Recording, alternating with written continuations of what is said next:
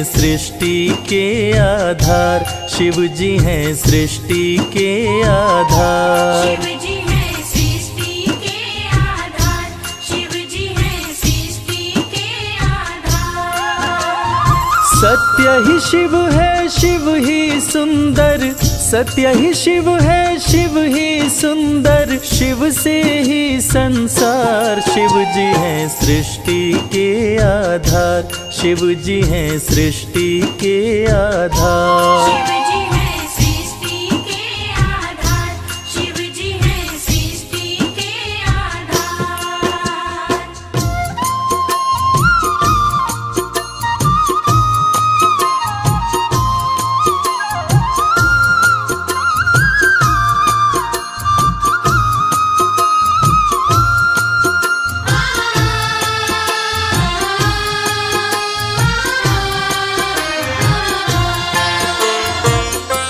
ब्रह्मा विष्णु संग आए, देख शिव जी मुस्काए, दोनों को आसन देकर वो आदर सहित बिठाए।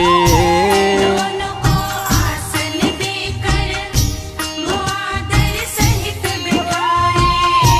ब्रह्मा जी शिव से बोले, राज वो दिल का खोले, दोनों में कौन बड़ा है, बता दो हे बम भोले। दोनों में कौन बड़ा है, बता दो हे बम भोले।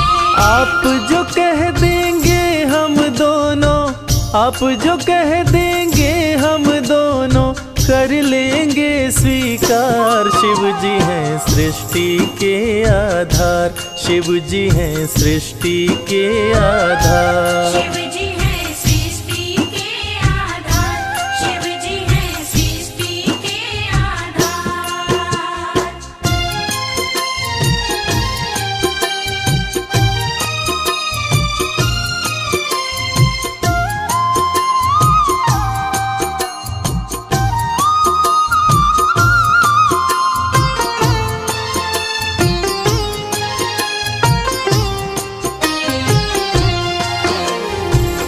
एक वक्त की बात है जब ब्रह्मा जी को ये अहंकार हो गया था कि मैं बड़ा हूँ। ब्रह्मा देव ने कहा कि इस सृष्टि को रचने वाला मैं हूँ, इसलिए मैं बड़ा हूँ।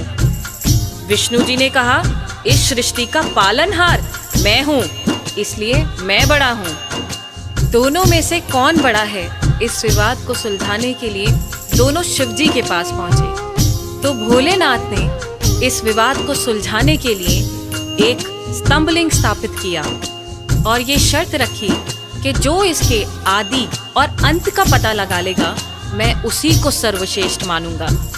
और ये सुनते ही ब्रह्मा जी और विष्णु जी उस स्तंभलिंग के आदि और अंत का पता लगाने निकल पड़े। आगे क्या हुआ? विष्णु जी खोज के हारे, पता लगने ना पाए, अंत में हार मान कर विष्णु जी वापस आए।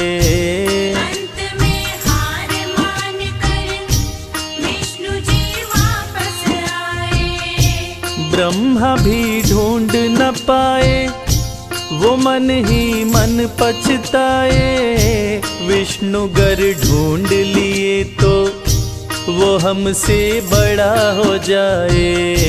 विष्णु गर ढूंढ लिए तो वो हमसे बड़ा हो जाए। कौन उपाय करूं ब्रह्मा जी, कौन उपाय करूं ब्रह्मा जी, करने लगे विचार। शिव जी हैं सृष्टि के आधार, शिव जी हैं सृष्टि के आधार। शिव जी हैं सृष्टि के आधार, शिव जी हैं सृष्टि के आधार।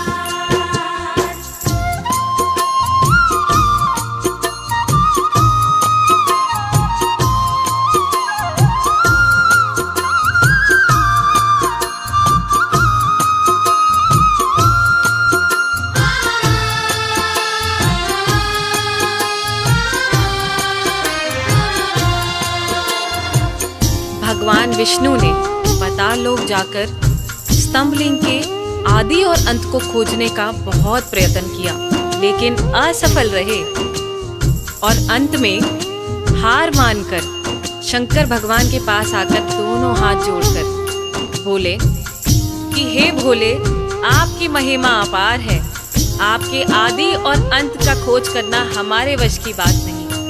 हे प्रभु, आप तो आदि अनादि अनामे, अविचल और अविनाशी हैं। आपका पता लगाना तो असंभव है। लेकिन दूसरी तरफ ब्रह्मा जी सोचते हैं कि मैंने पता नहीं लगाया, लेकिन अगर विष्णु ने पता लगा लिया तो क्या होगा, वो मुझसे बड़ा हो जाएगा।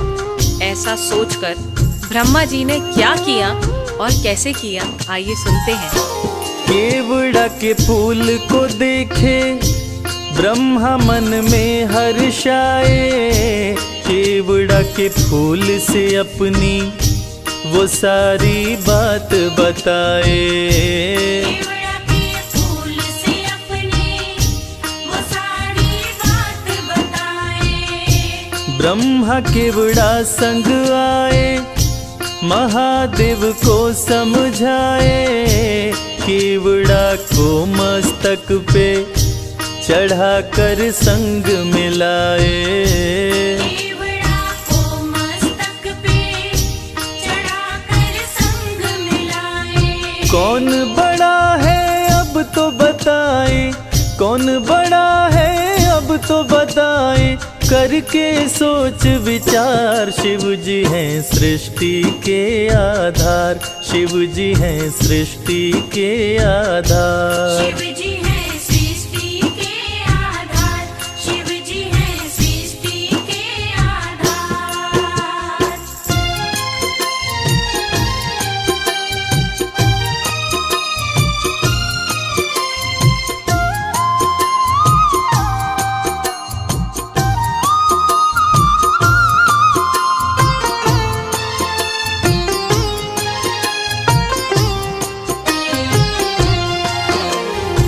ब्रह्मा जी तो पता लगा नहीं पाए, लेकिन झूठ बोलकर और झूठ को सत्य साबित करने के लिए केवड़ा के फूल को गवाह बनाकर प्रस्तुत किए।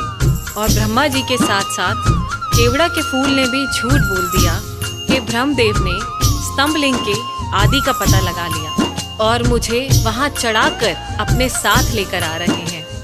और इस झूठ को सुनकर देवों के देव महादेव भगवान शंकर क्रोधित हो गए।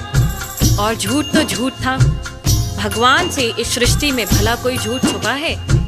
इस झूठ को सुन के भगवान शंकर क्रोधित हो गए और इस झूठ को पकड़ के उन्होंने सत्य की रक्षा के लिए अब क्या कदम उठाया, आइए सुनते हैं। हुए क्रोधित त्रिपुरारी, गर्जना हुई है भारी, टूटा स्तंभलिंग तो प्रकटे भैरव अवतारी। टूटा स्तंभलिंग तो प्रकटे भैरव अवतारी। शिव ने आदेश दिया है, ब्रह्मा के सिर को उड़ाओ, काट के लाओ भैरव, तनिक ना देर लगाओ। काट के लाओ भैरव, तनिक ना देर लगाओ। श्राप दिए केवड़ा को पूजा में, श्राप दिए केवड़ा को पूजा में, ना कोई करे स्वीकार। शिव जी हैं सृष्टि के आधार, शिव ही हैं सृष्टि के आधार। शिव जी हैं सृष्टि के आधार, शिव जी हैं सृष्टि के आधार, शिव जी हैं। प्रिय श्रोताओं, इसी प्रकार ये साबित हुआ कि भगवान शंकर से कुछ नहीं छुपा है और भगवान विष्णु और ब्रह्मा जी भी इस बात को मान गए कि भोलेनाथ से इस सृष्टि में कुछ नहीं छुपा। इस कथा से ये साबित होता है कि भोलेनाथ इस सृष्टि का हर रूप जानते हैं, हर रंग जानते हैं। इस सृष्टि में उनसे कुछ नहीं छुपा और वो